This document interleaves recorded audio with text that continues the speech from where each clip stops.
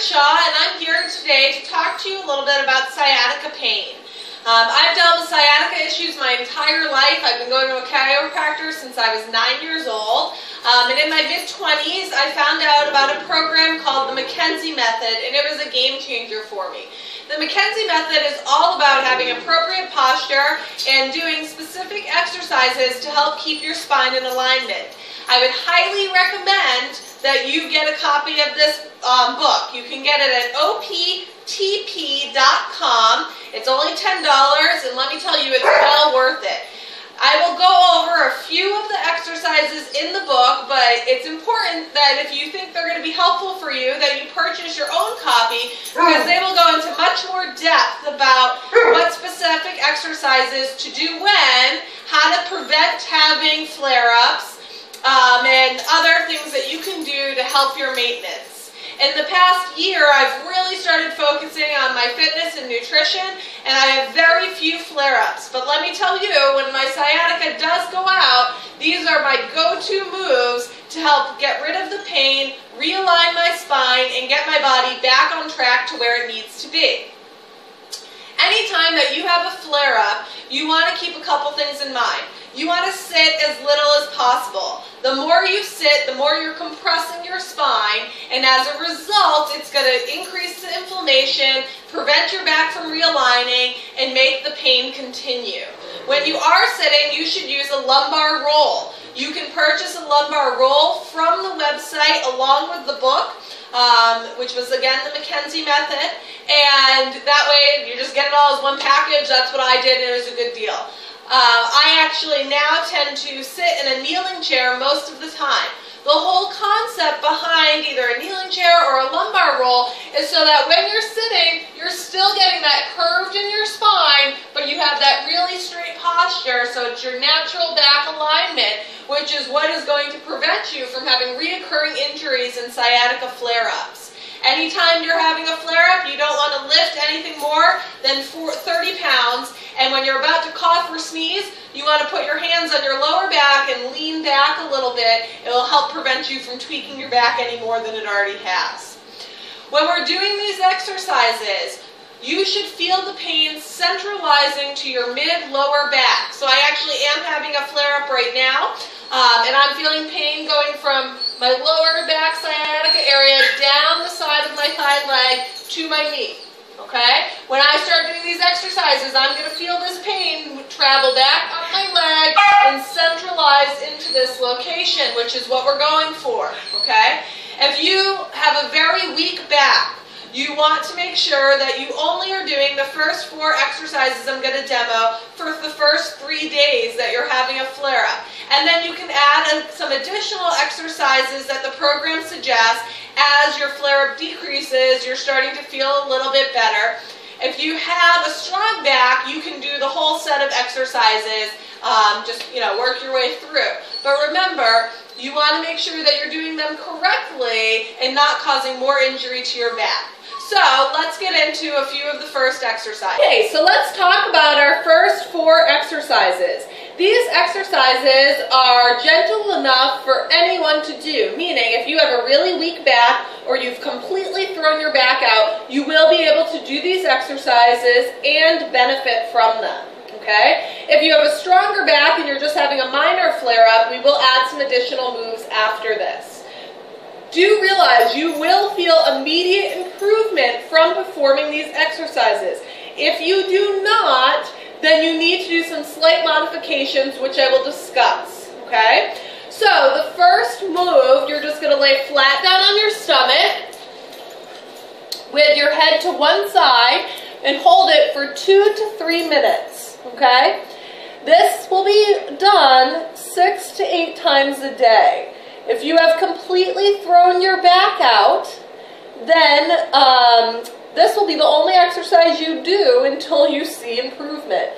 You'll see as you're laying here, you're going to continue to feel tension release in your lower back. So even just now as I'm talking, I can feel some tension moving away from the side of my leg and centralizing towards my mid to lower back.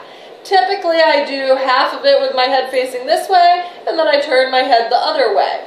Now, if you are doing this move and you've sat here for 2 to 3 minutes and you don't feel any improvement at all, you are going to modify this move by shifting your hips 3 to 4 inches away from the pain. So right now my spine is very straight. If I did not see any improvement from this, I would shift my hips away from the pain 3 to 4 inches. And you can do it shifted like that for 2 or 3 days, 6 to 8 times a day, and then shift back and start adding the extra exercises. So I'm just going to sit here and relax for another minute. If you want to join me, feel free. Juno's very upset that she can't join me.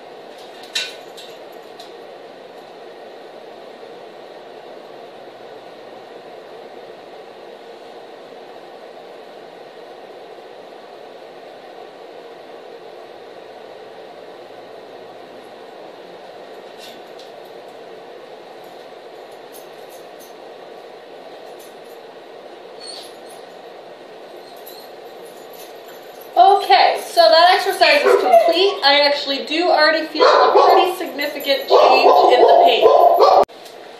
Okay, if you think you're ready for exercise number 2, you're going to get in the same position, laying flat on your stomach. This time you're going to put your hands by your shoulders. Teddy, you're blocking their view. Aww.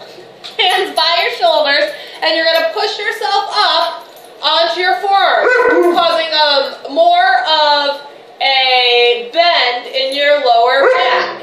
Remember, we are trying to realign our posture, so trying to keep your body straight and looking forward for the 2 to 3 minutes is okay. If you need a break at any point, lower yourself down and go back up. Same as with the other exercise. If you do this exercise and you get up and you don't feel there's been any improvement, or you're laying here and you're not feeling the pain centralized to your mid-lower back, you want to shift your hips 3 to 4 inches away from the pain. So if the pain is on the left side of your body, you're going to shift to the right.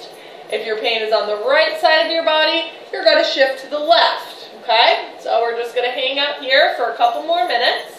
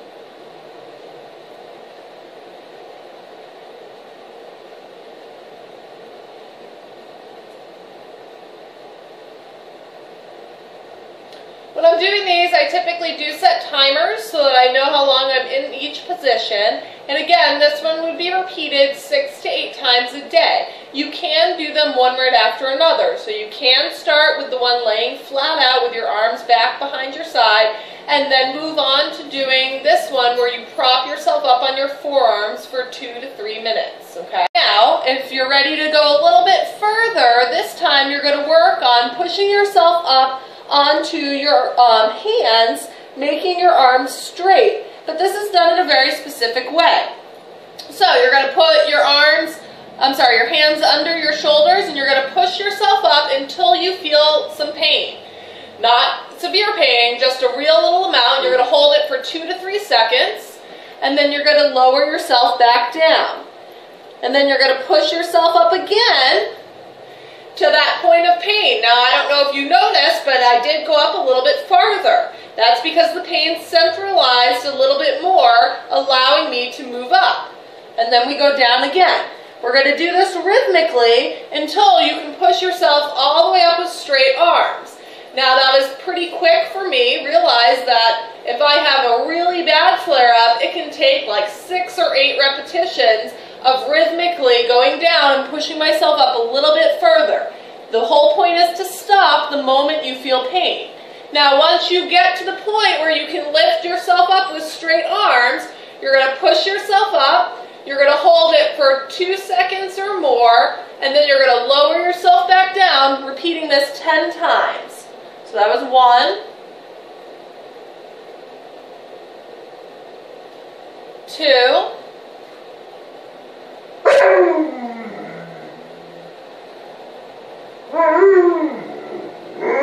3,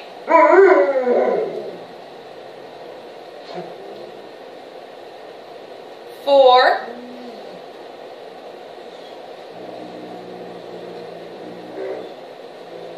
5,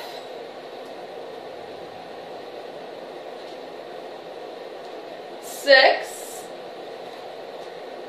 This will also help relieve any tension in your obliques and abs. 7,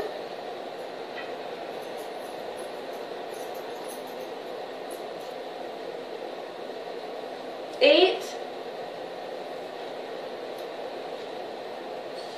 9. Now, if you have someone at home that can apply pressure to your lower tailbone, that can also be done during that exercise, okay? So that was 10 repetitions, and again, that would be done 6 to 8 times a day until the pain has subsided.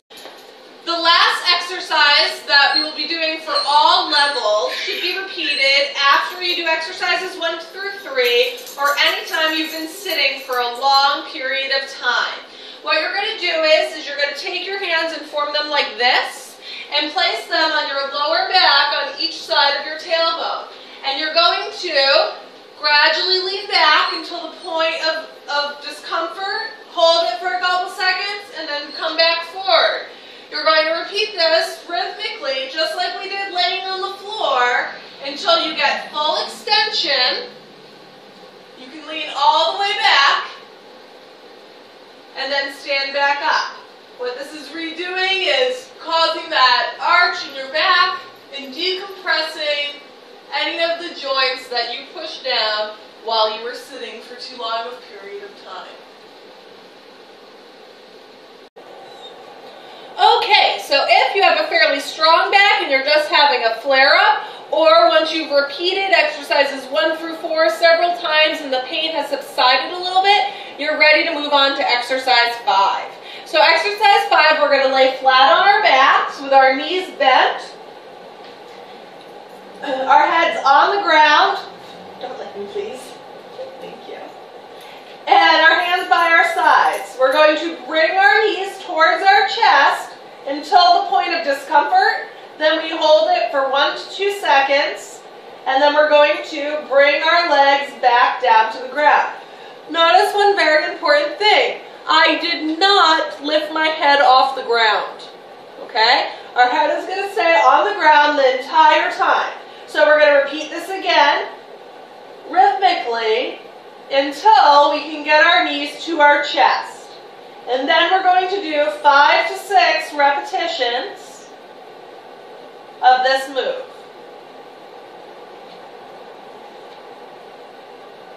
Okay, so now my knees are at my chest. I'm going to lower back down and we're going to do 5 more. We hold it for 1 to 2 seconds. Lower it back down.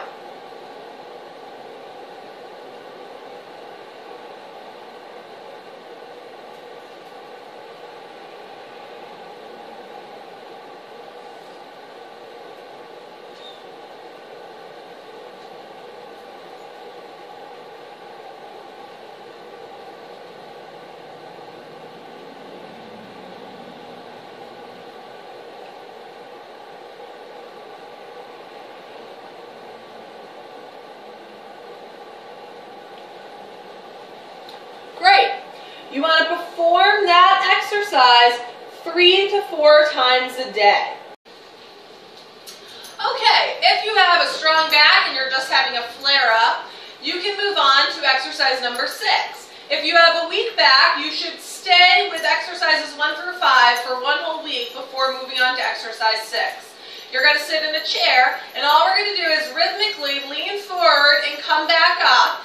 Each time trying to go a little bit further, but not past the point of pain until we can reach our heads as low to the ground as it would go.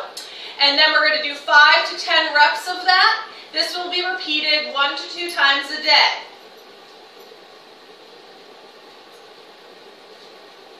Now my back is fairly strong, so this isn't actually a very hard move for me.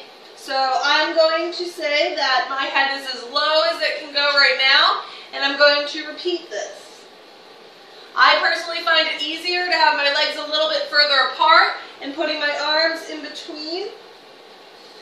You can also do it with your legs closer together and your arms by your sides. So each time I go down, I'm just holding it for 1 to 2 seconds. Then I come back up.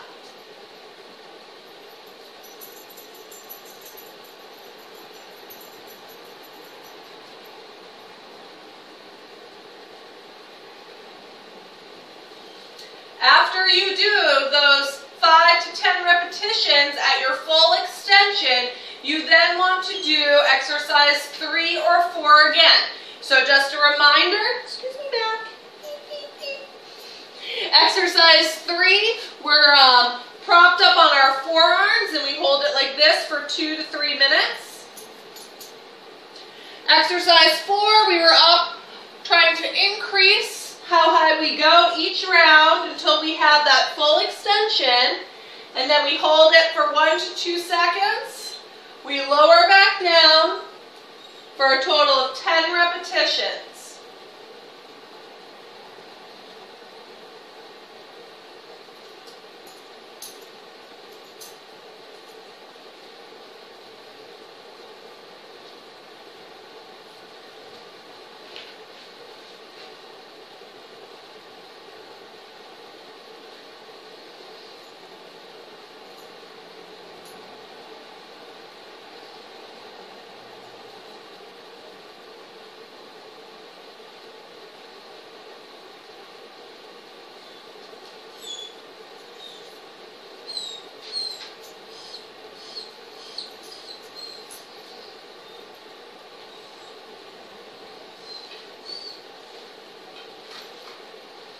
Okay, and then we'll talk about our final exercise.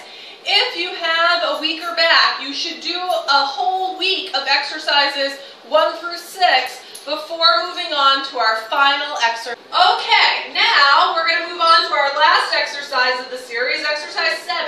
If you have a weak back and a really severe flare-up, you should hold off on doing exercise 7 until you've been doing a whole week of exercise 6. Okay? Exercise 7 is just a more advanced version of exercise 6. Now that being said, keep in mind we don't ever want to do exercise 6 or 7 first thing in the morning because your body's just too stiff. So with good posture, we're going to try and bend over, reaching towards the floor. We bend down to the point of discomfort, and then we stand back up, okay?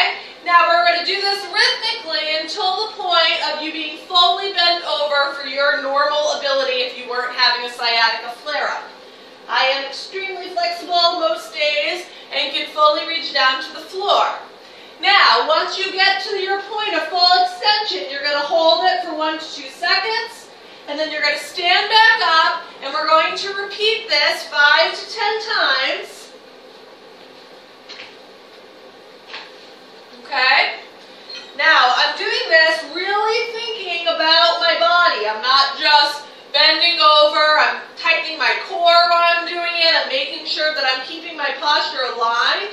This is very important so that you don't re-injure yourself. I'm sure you guys have heard many times when you're bending over, bend your knees, especially if you're picking something up. That is very true, okay? So be very thoughtful about how you're moving your body.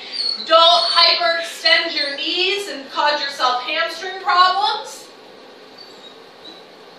And that's why it's a good idea to hold off on this move if you have a really bad flare-up or a really weak back. Okay? So we would repeat that 5 to 10 times. This would be done 1 to 2 times a day, followed by either exercise 3, where we prop ourselves up on our forearms for 2 to 3 minutes, okay? Or exercise 4, where we're pushing ourselves up a little bit more each time to the point of discomfort until we get that full extension, and then we go up and down, full extension for 1 to 2 seconds, then down, repeating rhythmically for 5 to 10 repetitions.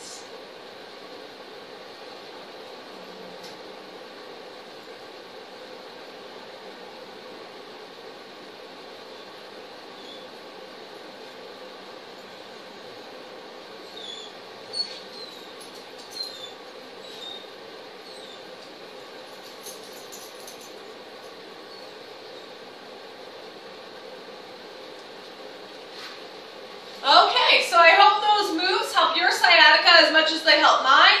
I'm not going to lie, I feel 1,000 times better than I did when I started recording this video. I actually was at the point where I was thinking about taking some anti-inflammatories, and after repeating those exercises for you guys, I no longer think that that's a necessity for my day today. I hope you guys enjoyed this little clip and look forward to seeing more in the future. If you have any questions for me, feel free to send me an email at letshealtogether@hotmail.com. Have a great day.